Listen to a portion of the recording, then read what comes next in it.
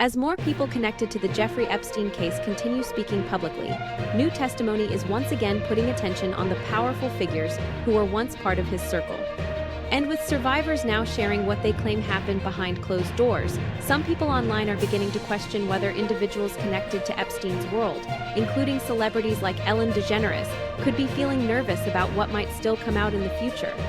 Some even speculate that Ghislaine Maxwell may quietly be sending warnings to former friends and associates such as Ellen, especially after several recent developments that many believe could change everything surrounding the case.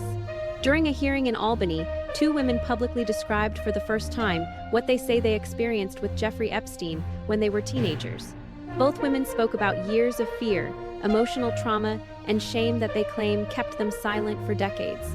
One of those women was Alexandra Golomatis, who stood before the New York State Senate and introduced herself as both a victim and survivor of Jeffrey Epstein. She explained that it was the very first time she had ever spoken publicly about what allegedly happened to her. Hello. My name is Alexandra Golomatis, and I am a victim and survivor of Jeffrey Epstein's abuse. This is the first time I have spoken out publicly. And what happened to me? Thank you to the New York Senate for listening to my story. I grew up in Queens, New York. Growing up, I enjoyed ballet class and playing outside with my friends. I met Epstein when I was a minor. Whew. After I met him, he manipulated, forced, and tricked me into situations I felt I could not refuse. The first time he said to me, I was 14 years old. What was going through my head was overwhelming fear, shame, and confusion. He abused me like this for years. Every time was similar, except one time he used my vulnerability against me and began escalating his behavior.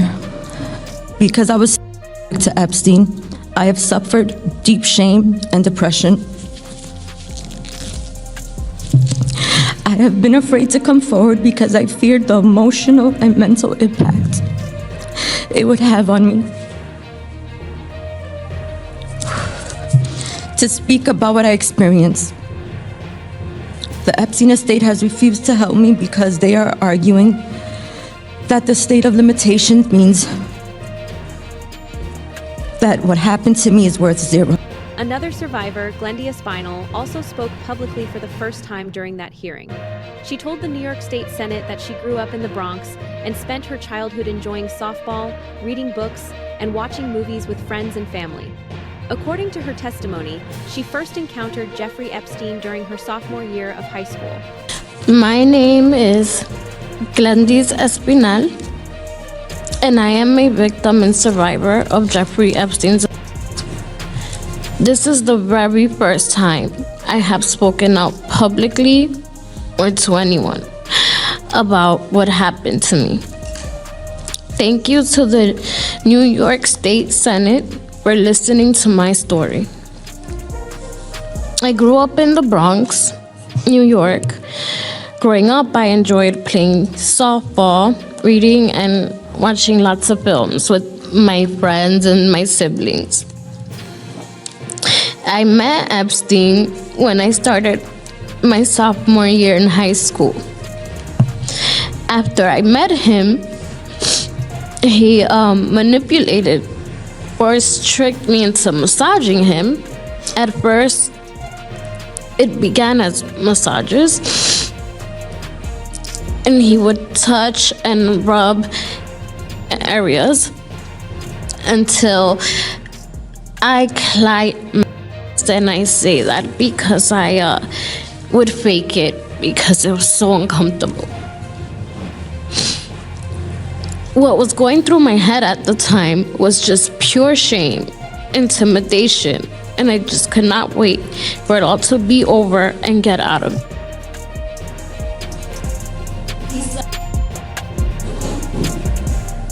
Like this, from 2005 to 2008. I think that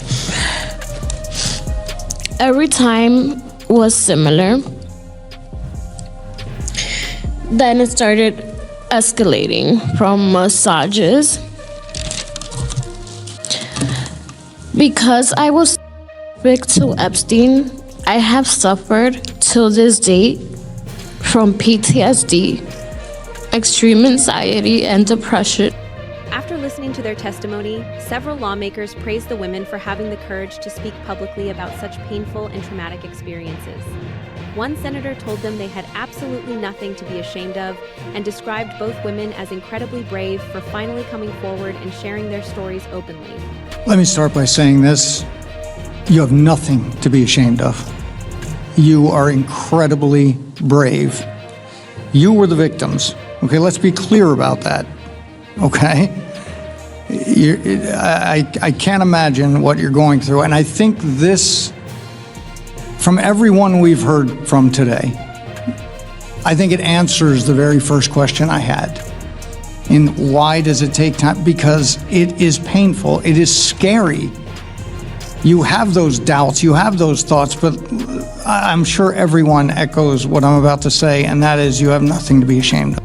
This revelation, especially the details about how these girls were allegedly recruited into Jeffrey Epstein's network, has caused many people online to question whether renewed attention could soon shift back toward Ghislaine Maxwell because of her alleged role in the crimes, while others are also speculating about how connected Ellen DeGeneres may have been to individuals within Epstein's circle. And it is not only these two testimonies fueling the discussion either, because journalist Matthew Steeples has also recently made claims and revelations that some believe could completely change the way people look at this entire situation.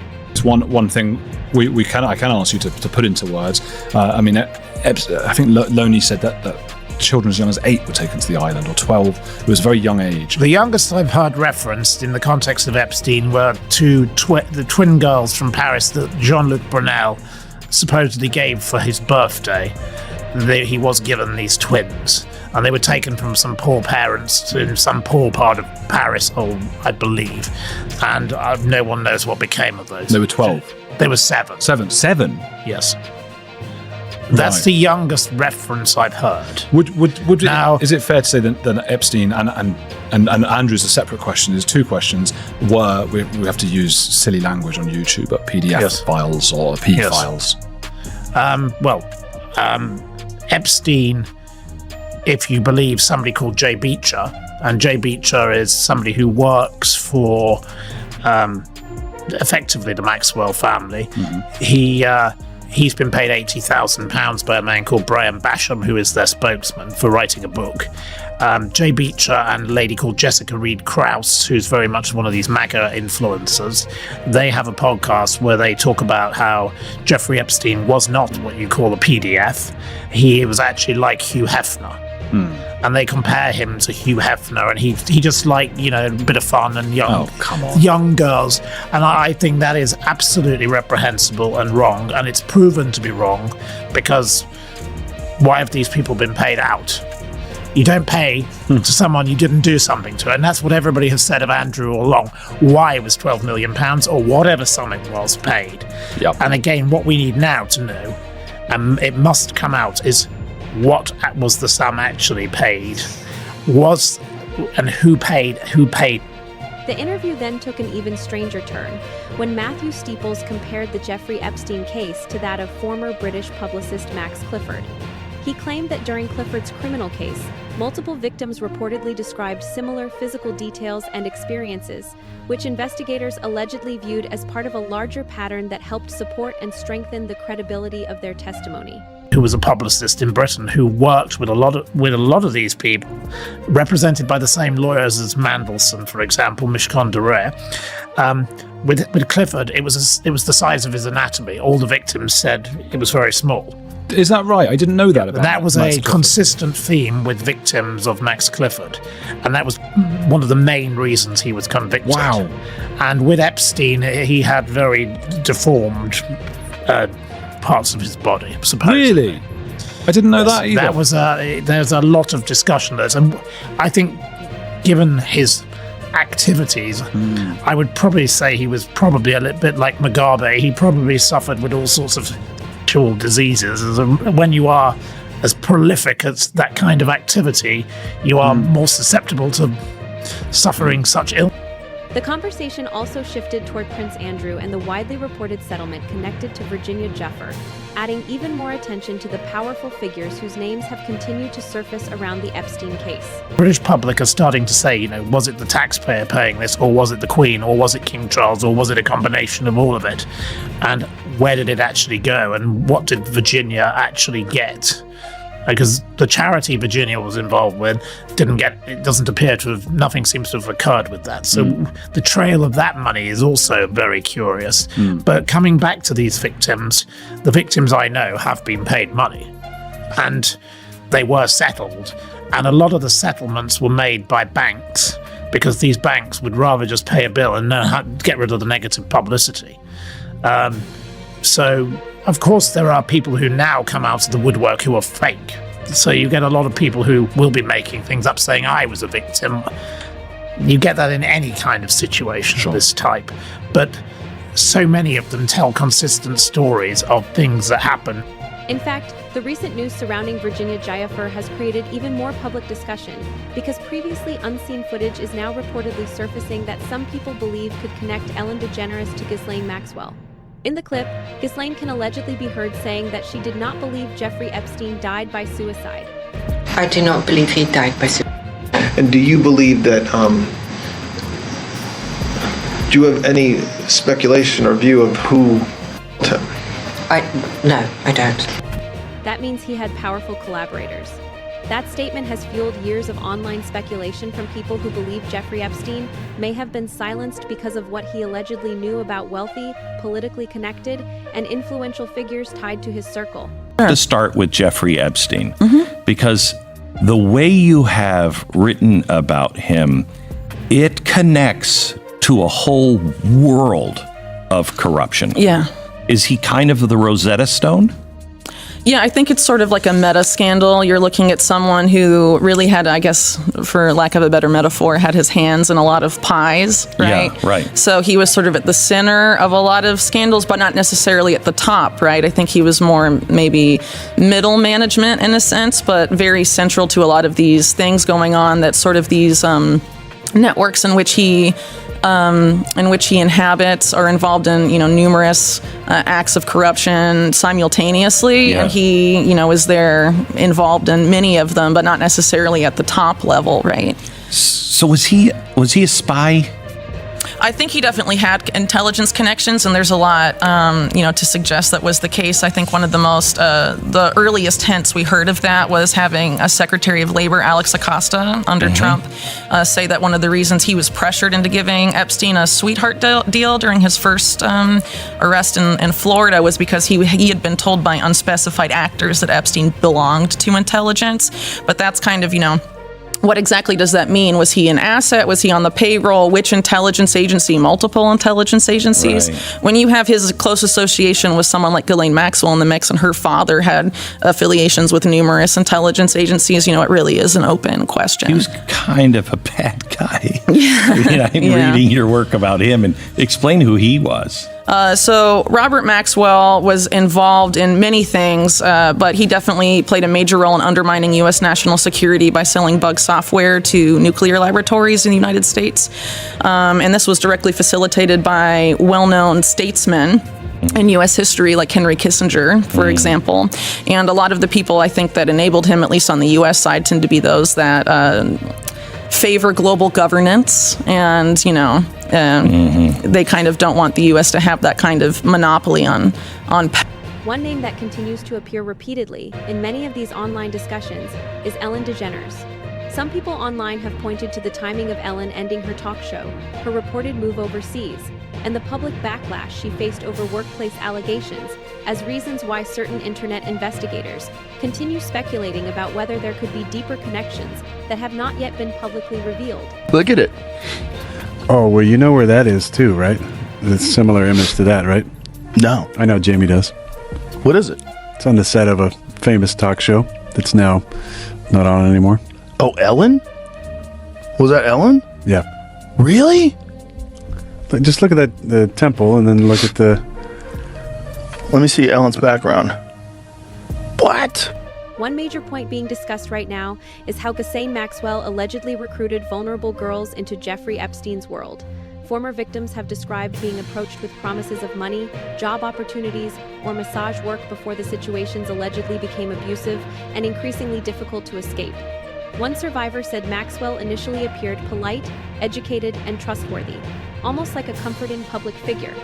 According to the testimony, that image allegedly made it easier for victims to lower their guard and trust the people around them. Lawyer continues to press for clemency in exchange for her testimony, something President Trump has continually declined to rule out. How does this all make you feel? It's honestly very disturbing to see these images of her and have her be looked at as someone who could potentially be providing any kind of information in this case. I mean, she has refused over and over to cooperate with the investigation. She's refused to have, she doesn't have any empathy or has not expressed any empathy or remorse to her victims. So I think it's highly problematic that anyone would consider negotiating with a serious criminal like this. And I think it would just really be indicative of guilt in some way, because we know that she is not a credible source of information. And you say to her victims, as you know, she has repeatedly said that she had no involvement directly with actually abuse. Yeah, I can speak, very personally, but the fact that that's not true. She was towards me, and there's so many other crimes that she committed that she wasn't even prosecuted for. There were 4 of us that testified at her trial, but I have now met so many women who say it was because of Ghislaine Maxwell that I ended up being abused, sometimes for years, and that she was at times involved in that abuse herself. So she was a very central figure in this system, and her efforts to minimize her role have not been effective. We've seen in the files that have been released already several places where the emails she sent are contradictory to things she said on the record before about knowing Virginia Roberts Giuffre, for example, about the photo of her with Andrew Windsor. And so I think the more information we have, the more clear it is that she is not a credible source of information. Critics argue that Ghislaine Maxwell's wealthy background and calm, composed personality allegedly helped normalize behavior that many victims later described as traumatic, manipulative, and difficult to recognize in the moment. Very interested in having his family be like the Kennedy family, a political power dynasty. And that's part of why he started moving into New York City around, just a year or 2 before he ended up dying. And Ghislaine Maxwell was sent to New York sort of to be his emissary. Into the U.S., and he wanted her actually to marry a Kennedy, and this is attested to in past mainstream media reports. And you can see his efforts to get her close to, I think, one of the sons of Robert F. Kennedy, and also John F. Kennedy Jr., trying to get her sort of in that social tier, because he sort of saw that as would advance his power and also that of his children. And I think if you look a lot at the psychology of Robert Maxwell, he seems to have had narcissistic elements, and that could be because of the trauma of his past. And a lot of times narcissistic parents see their children as extensions of themselves. And so he's looking at how to build an empire and using his children to that effect. And you sort of see that with the psychology of Ghislaine Maxwell as well. Former accusers also described how the situation allegedly escalated once they were inside Jeffrey Epstein's network. Several women claimed they were pressured into uncomfortable situations while still very young teenagers. One victim recalled being mocked for wearing underwear with heart patterns, saying that according to her testimony, the younger you look, the better it is. Commentators and resurfaced footage have argued these were not isolated incidents, but instead part of a broader organized system allegedly involving multiple employees and associates. Virginia Giuffre herself has previously claimed that numerous staff members, including drivers, housekeepers, medical professionals, and assistants, were aware of the alleged abuse and either ignored it or failed to report it. As speculation has spread online, people have also begun examining the public behavior of celebrities and wealthy figures who were socially or professionally connected to Epstein, with some pointing to sudden career endings, overseas relocations, property sales, or major image changes as suspicious timing. It should be noted that these remain largely online theories and interpretations rather than proven facts. Some commentators have also referenced criticism of Ellen DeGeneres' workplace culture during the final years of her talk show, where former staff members accused the show of fostering a toxic work environment and claimed employees felt intimidated behind the scenes. Ellen has always been a mean person, and it's not, she had her dust up with the press and these stories probably 2 or 3 years ago, but I did her show. And I mean, look, I'll tell you truthfully sort of how it works when you do every show. Every show has its own kind of personality, the show itself, not the on-air show, but the behind the scenes. They all take on sort of the personality of their leader. And it's sort of like when you go into a business and people are always all friendly, or they go into a business and everyone's sort of douchey, and you're going like, why is everyone so mean and crappy in this business? It's the owner is that way, And so when you would go do Letterman, I'll start here. When you do Leno was fun and breezy and easy, and people were nice and they were kind of laid back, and they weren't looking over their shoulder at all. And it was very kind of laid back. And Kimmel's show is laid back and nice, and people are nice. And Letterman's show, people are scared, or they were scared when I did. 2 times I did. They're scared because Dave would scare them. And Ellen's show, people were scared, real scared. And I knew they were scared because it's like, I was just sitting in my dressing room, and their segment producer came in, and he went, all right, so we went over all the stuff we're going to talk about, Christmas Vacation or whatever it was. I go, yeah. And he goes, you're not going to talk about meat or beef or anything like that, right? And I go, no, I'm not. I'm just going to talk about the stuff we talked about, going on vacation at Christmas, or the kids, or, their anecdotes, And he go, oh, okay, all right. And he came back 20 minutes later, right before I went out, and it's like, okay, but don't talk about beef or meat or any. And I was like, you got 2 warnings? Yeah. And I was like, oh, this guy's scared to death. The resurfaced recordings also brought renewed attention to unusual emails and alleged coded language, including references such as pizza and beef jerky found in some communications connected to Jeffrey Epstein.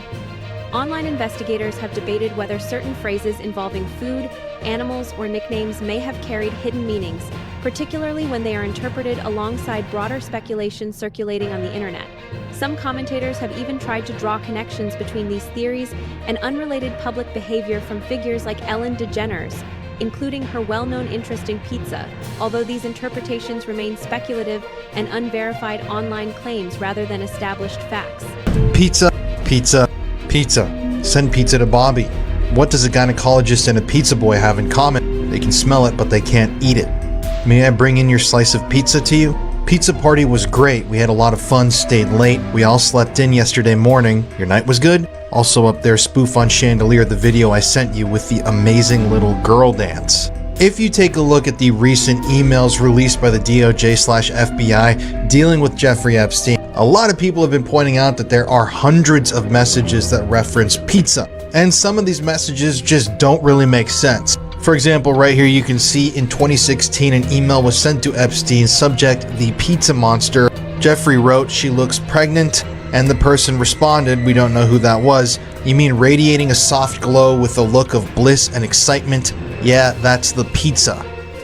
So what that means, we still don't know. There are also a few references in these emails to pizza and grape soda.